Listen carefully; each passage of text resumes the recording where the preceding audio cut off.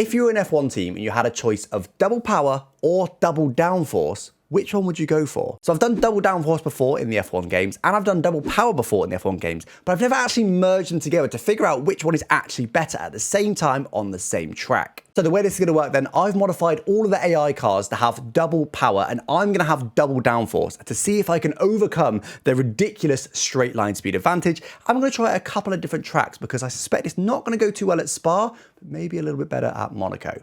Let's get into it. Here we go then with race 1 at Spa. I was going to do it at Monza, but I think we can all guess the result of Monza. Spa at least has got a few more downforcey corners. The whole middle sector should be quicker than them, so we'll see how this turns out, although I'm not that hopeful for how long the back straights are. We'll do the best we can here on the grid. We're of course the only one with double downforce, and all the AI have got double power. As you can see, terrible off the grid they are because... well, I believe that's mainly because their traction control system that AI use is just a bit too powerful for the amount of power. It just limits them a little bit too much and they just don't get the power down properly. But don't worry, once up and running as they are now, they are very fast, as you were about to see. So here we go, Carlos Sainz is catching us at quite the pace. Go through Rouge, obviously easy flat, but it'll always be, well, I was going to say easy flat for them. Of course it won't be easy flat for them because they've got too much power, but in normal conditions it's easy flat. And this is where the pain starts. I mean, look at it. Look at it, this is where the pain starts to begin. Right, we can hold on to 4th, yes we can. Straight on the outside of Charles Leclerc, don't mind if I do. Round the outside, yeah, using the superior downforce. Get in, beautiful, absolutely beautiful. Right, back up to P2 straight away. So if we can get up to, oh, that's a bit wide. So if we can get up to the lead by the end of this lap, maybe we've got a chance, but it's not looking great. It's actually not flat through P1. I'm using the default setup, but it's not flat through P1. I believe the main reason for that is this game's actually a bit too complex for these relatively simplistic mods now. Oh, hello, I'm just run deep. The more downforce you put on, the more it compresses the car into the floor, the more you bottom out for a start, but also when the car's bottoming out, you lose downforce. God, that's terrifying. Although I apply downforce in the mod, we're not actually seeing technically double downforce because as soon as we bottom out, we don't have the peak level downforce that we should be having, if you see what I'm saying. So we would have double downforce if the ride height was the same as without the mod. But it's not. It compresses it more, we bottom out more, and we lose some downforce. So it's a bit of a weird one. It's really complicated. Same with the double power as well. It's not a simplistic mod to do these days. Oh god, that's a bit deep. Oh, we'll get a better exit. I can't get across him. Just gain the few meters. I may as well take it where I can get it, and now we just chill. P4 then it is. Oh my god, Stroll going full send. I didn't think he'd do that. I literally thought he would sit behind me now. He just didn't. Full send in a Rouge. Alright, let's get Ocon. Oh yes, oh it's incredible. These sort of medium speed corners where you see actually a bigger advantage because the car is not high enough speed that the car bottoms out fully. So you're okay. Oh, it's going to get the inside of George. Is that a bad idea? Oh, look at the AI back out quite freely. Oh, come on London, get on with it. Well, I was supposed to do a 3-lap race. I appear to have done a 5-lap race. We're not going to do the full 5 laps. We'll stick it just to 3 because I think we've got our answer now. I mean, look at it. It's just ridiculous down these straights. Yeet. Of course, it's harder to lock up with double downforce, so we're okay. They won't overtake before Eau Rouge, but have you noticed as well? We actually bottom out more through Eau Rouge than we do normally. Again, same thing. We've got double downforce. The car's been pressed harder into the floor. It's caused us to bottom out more and lose more speed through Eau Rouge. It's really interesting.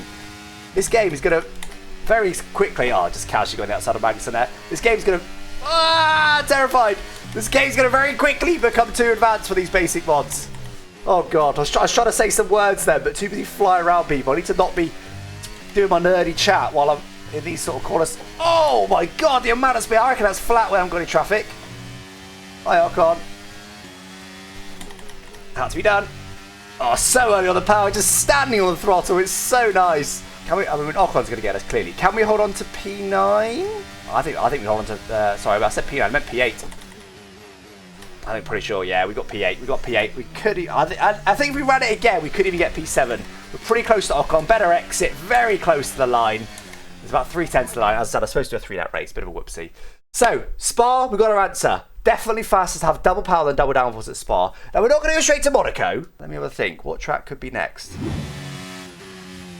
It's Silverstone. We've gone for Silverstone. Now, this is an interesting one. I actually think maybe for Magus and Vegas, I might end up having less downforce. So I don't know if this one's going to work out, but it feels like a good middle ground where there's some straights to gain back, but there's also a lot of corners, and there's not that massive section like in Spa where they can just absolutely fly past me. That's my teammate. My teammate's also got the same mod as me, double downforce, not double power.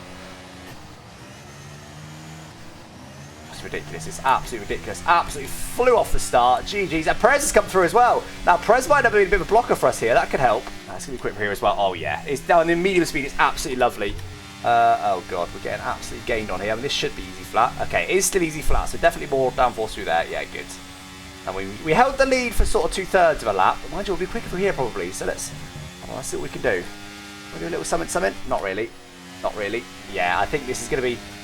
Honestly, I don't know. I thought this would be quite close at Silverstone, but it's looking like right now it's going to be very comfortably for the double power cars. I'm now getting held up by them. That's not ideal. Good exit, but... Right, we're still P3 after lap 1. That's not too bad. Oh. Okay, well that's going to help. Oh, but here's where the pain begins. Mine's going to slow, not quite. Oh, hello. Oh, no. No. All right, let's try that again, shall we? You saw nothing. Gonna surely fly past us through here. I think we are just sinking backwards, aren't we? I feel like we are holding on a bit better than Spa. Yeah, here we go. Here's where the real pain starts. Oh, come on. I didn't want traffic. Whoa. That was my fault. Not paying attention. I think that's flat. I think it's flat all the way through there. Getting it slipstream. Yeah. Yeah, I think it's flat all the way through there, but a bit of traffic, it always holds us up, and this is the problem. As soon as you hit any kind of straight, you just get absolutely monstered. No, you don't, Williams. Right, we're still P7. Ah, trying to go on the outside. Just haven't quite got the grip. Again, obviously, it's slow speed. In theory, it's more about tyre... Ooh. Squeeze off there. It's more about tyre grip at slow speed, in theory, although, of course, downforce does help. The level of dive bomb you can do with this mod is absolutely outrageous. Oh my god, you just pick up the throttle and you just stand on it. It's so nice to drive. Oh, okay. Yeah, I'm pretty sure that would be flat. Bit of a braille overtake there, and yeah. Our actual end result is actually going to be worse than Spa, quite surprisingly. That felt a bit rude. Or is it? Or is it? Hold on. Hold on. Yeet! Sorry, Fernando. Had to be done. P9.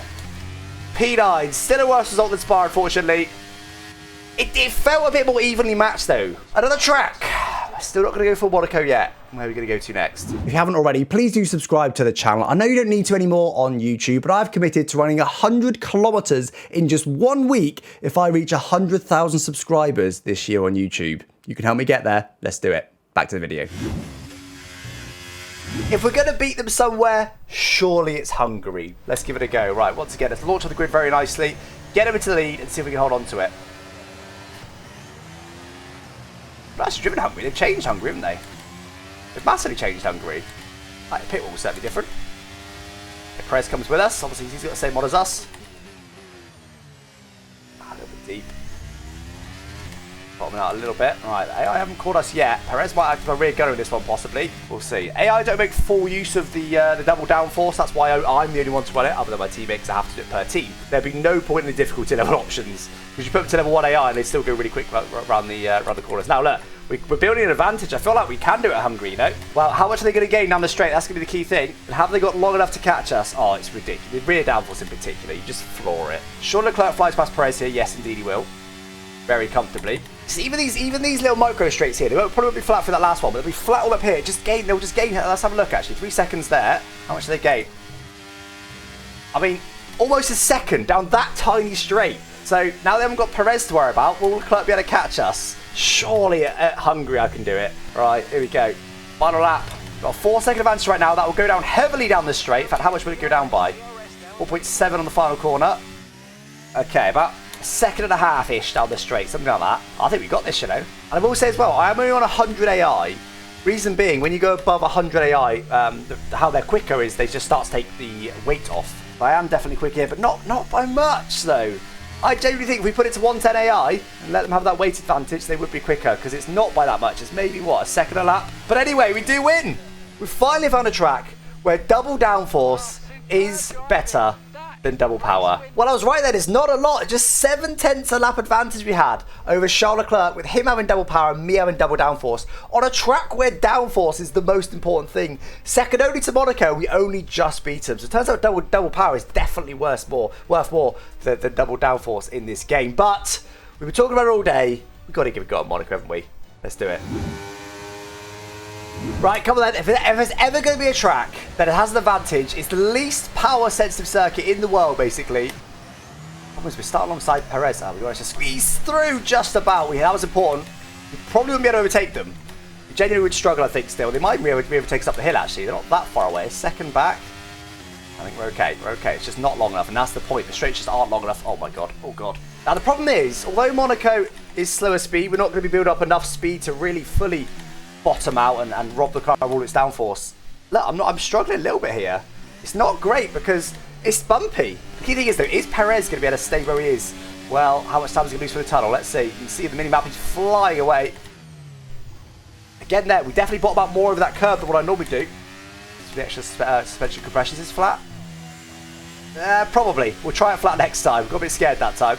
Now, we're only about 7/10 lap quicker around Hungary. Surely it's going to be like, I don't know, what do you reckon? 2 seconds a lap quicker at Monaco? Now, I will say as well, the AI is quite slow at Monaco. I've still got 100 again for the advantage for the reasons I stated before, because I didn't want to have a weight advantage. So that is affecting things. Even on 110 AI, I can be fairly significantly faster than the AI. I probably should be on 110 for this one, to be fair, but in general in these tests, I just felt like it skewed it a little bit, because then they've not just got power advantage over me, they've also got a weight advantage over me.